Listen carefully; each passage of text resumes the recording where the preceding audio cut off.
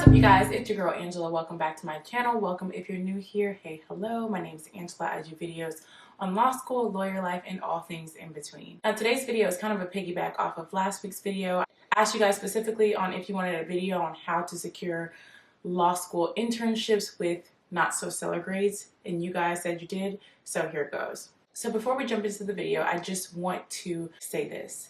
There's a common misconception in law school and along the law school community that if you don't make the top grades, that you have no options for good jobs. And that is simply not true. Now, what is true is that certain jobs you will have trouble or almost not be able to get if your grades aren't, super high, or if you're not in the top percentage of a class, depending on what law school you go to. However, there are so many jobs out there. Do not let your grades discourage you from going after these internships and these jobs. You all need to get legal experience, so it's very, very important that you do that. So if you find yourself with not so stellar grades or grades you're just not happy with, do not let that discourage you or stop you from going after jobs. So in this video, I'm going to talk about different tips on how to secure a law school internship or job, even with not so good grades. But one thing I want to say is, when your grades aren't that stellar, you should put a lot of emphasis on your application. So if your grades didn't go well, now you have another opportunity. And the opportunity basically here is going to be put everything you can into presenting the best job application package that you can deliver to a specific employer, okay? So let's jump into the video. My first tip is to start early.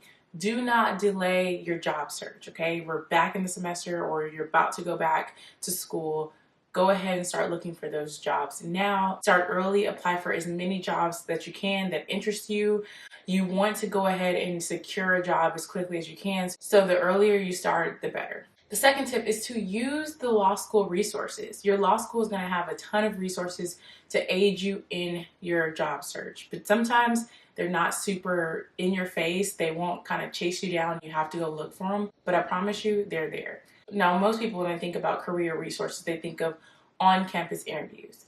Now, I know that specifically if you go to a lower tier law school, not everybody has a chance to participate in OCI.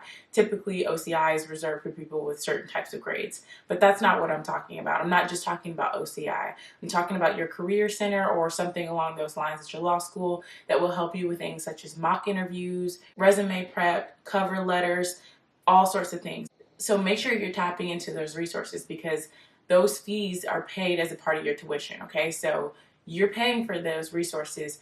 You should go ahead and utilize them. My next tip has to do with your resume.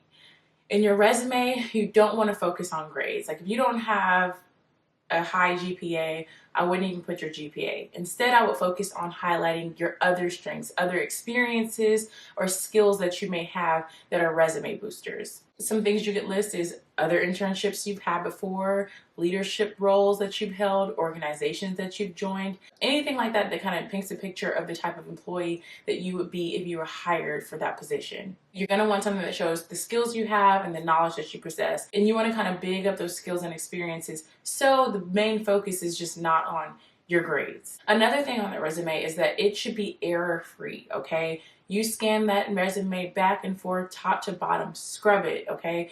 Attention to detail is super important for lawyers. So employers will notice small errors, small little things like that, and some will write you off. So you want to make sure that resume is in tip-top shape, no grammatical errors, no spelling errors.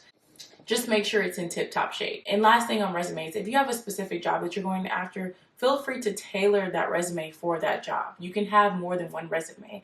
Most people start with a base resume and then tailor it based on what job they're applying for. Tailoring your resume is important because sometimes there are certain experiences that really just need to be expounded upon because of the specific job that you're going for. So just keep that in mind. The next tip is to pull out all the stops. Again, here we're trying to overcome any kind of focus on your grades. So you need to wow them with everything else. That means having a cover letter, tailoring that cover letter, okay? Tailoring that cover letter to the job, kind of like that I talked about in the resume. Go ahead and do that in the cover letter as well. I would send a thank you email after the interview and know your stuff, okay? Know your stuff and be prepared for the interview. Know about the organization that you're applying for.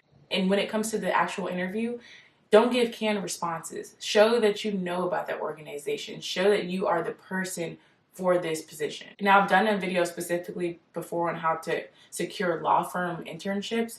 So a lot of those tips will apply to organizations across the board, more than just law firms. So go ahead and check that out. I'll leave it in the description box below and put it up here. That'll go ahead and help you prep for the actual interview.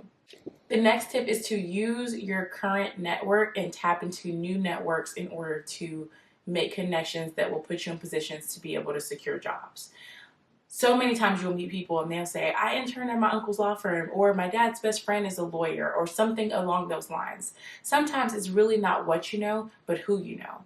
Other times you'll find that people might not have lawyer connections, but they join organizations or they go to certain events and they meet people, they ask people to coffee, they ask people for informational interviews or career interviews, and those organic relationships just lead to opportunities.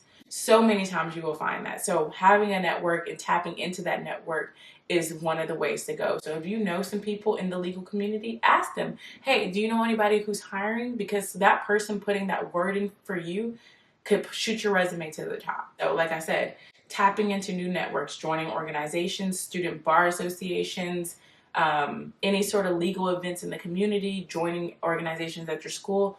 Okay, so the next tip is to go for it. And what I mean by go for it is don't be so rigid on the types of jobs that you apply for. Now, there are some people who come to law school with it set in their mind, hey, I want to be a family law attorney and that's it. I'm not interested in anything else.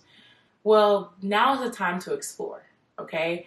You never know what you might like until you try it. So many people are blown away by what their passion is versus what they thought it was once they actually get some experience. So this is the perfect time to sort of experiment. And at least you'll have something to boost your resume and a little bit more legal experience under your belt. So be open and just go for all of the positions that you can. And say you go for a job and you totally didn't like it and you know for sure it is not for you. Well, now that's confirmation that this career path is not for you. So it's kind of like a win-win. The next tip is have an explanation prepared to discuss your grades. It might come up and you should be prepared for it. For the job applications, these organizations will ask for your grades. So they'll ask for a transcript of your semester grades. So be prepared to explain why your grades weren't that stellar. And don't be afraid to be honest about reasons why your grades didn't go very well. But don't stop there. Show that you have a plan that you've implemented and are actively working on to change those grades and get better grades for the next semester. Essentially, you want to turn that negative to a positive. Okay, you guys, this next one is some of you guys aren't gonna like this, but be open to unpaid internships. Now, I know some of you guys are looking down the street at your colleagues, these people who are in big law, and seeing how they're getting paid the big bucks in their summer associate programs, and people working at, other law firms and stuff getting paid. But be open to unpaid positions. At minimum, it's going to be good experience, good legal experience, and a resume booster. And most likely, the experience will be worth it. The next tip is to look into law school internship programs that place people based on unique characteristics or diversity, or something along the lines of not just solely focusing on grades, or grades being the main focus. There are tons of diversity programs. There are a ton of niche programs. Like, say, for example, you were an engineering major or something like that, and this program is specifically for engineers turned lawyers.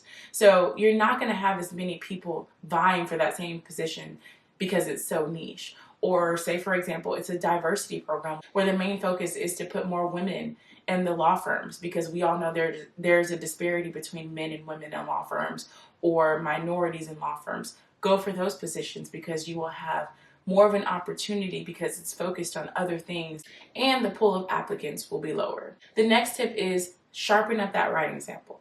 Choose the best portion of either your memo or your brief that you did for your LRW class, or any other writing that you can use as your writing sample, and make sure it is in tip-top shape. Just like that resume check for grammatical errors, spelling errors, it needs to be in tip-top shape.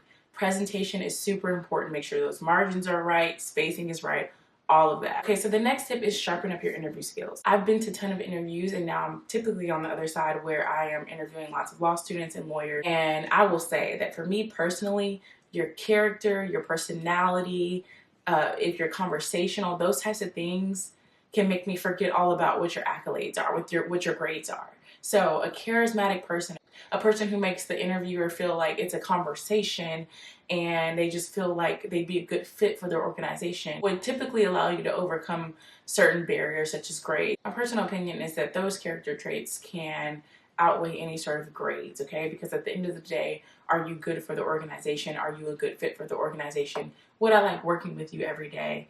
And, you know, those types of things. So make sure that you are practicing your interviews. And you guys, like I said before, most law schools, the Career Center is going to have a situation where they do conduct mock interviews to allow you to practice. But for some reason, if your law school doesn't have that, do it with your friends. Get comfortable talking and get comfortable answering the questions, and make sure you know your resume so that when you walk into that interview, you kill it. Okay, so before I let you guys go, I did want to give you guys some potential options for places to look for these types of jobs. Again, certain jobs are likely not going to be options because of certain grade requirements, mostly big law, but there are other jobs that you will be able to get. So these are some of the types of organizations and places that I would look if I didn't have the best grades.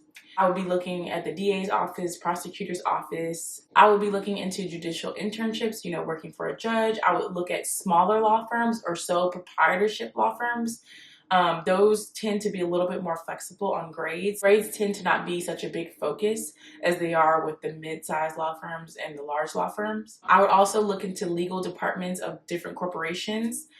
They usually have tons of internships. And then lastly, I would look into nonprofits. They typically have legal type internships that you can look at. There are countless options. You just have to go out there and seek them. And like I said, your career resource center should be a huge resource for you. They should have a list of jobs, but don't just rely on them. Do your own due diligence and do your own searches. In the words of a wise man named Jay-Z, Google is your friend. And with that, I'm going to go ahead and let you guys go. One thing I do want to know for you guys who are watching and have done law school internships, comment down below what your law school internship was so people can get ideas on places to look, okay? This is a community. This is a collective effort. We all want to see each other do well, so anything you can contribute would be helpful. Thanks so much for watching. If you're not subscribed yet, go ahead and hit that subscribe button. Make sure you like the video. Make sure your post notification bell is on. And I will see you guys in my next video. Peace.